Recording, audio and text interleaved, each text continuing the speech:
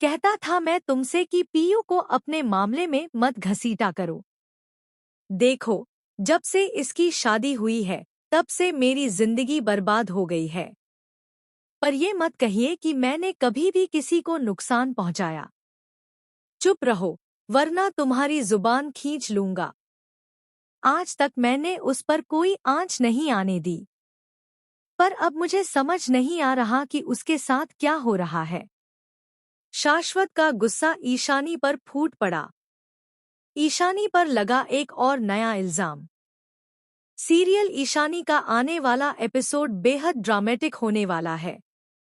आप देखेंगे कि पीहू अपने होशोवास और अपनी मर्जी से अनुराग के पास गई है, लेकिन शाश्वत के परिवार वाले इल्जाम लगाते हैं कि ईशानी ने बहला फुसलाकर पीहू को अनुराग के पास भेजा है। घर के सभी लोग बारी बारी से ईशानी को खरी-खोटी सुनाते हैं। ईशानी अपने आप को डिफेंड करती है, पर उसकी बात हर बार की तरह इस बार भी कोई नहीं सुनता। मामला यहीं खत्म नहीं होता। शाश्वत गुस्से में आकर ईशानी को जोरदार धक्का दे देता है, जिससे वह जमीन पर गिर जाती है।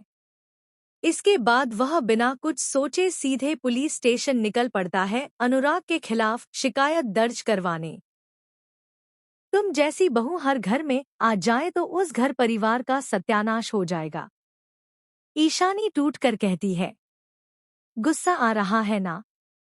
समझ नहीं आ रहा कि मेरे साथ क्या करोगे? मैं बताती हूँ। आप मुझे मार डालो, मेरी जान ले लो। मुझ जैसी लड़की की न कोई कीमत है, न कोई अहमियत। कोई पूछने वाला भी नहीं। इतनी हिम्मत मुझमें नहीं कि मैं अपनी जान ले लूं। बचपन से सुना है कि खुदकुशी का पाप बहुत बड़ा होता है।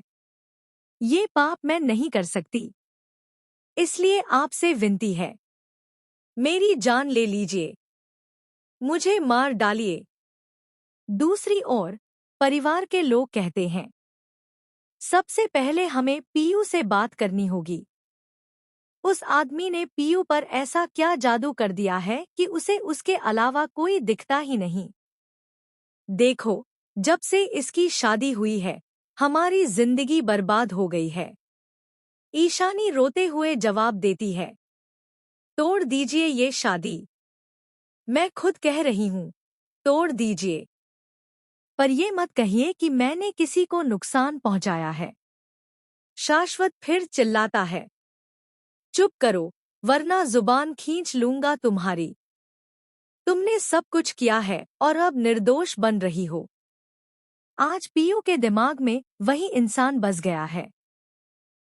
तुम्हें तो उसकी सच्चाई बता देनी चाहिए थी, लेकिन नहीं।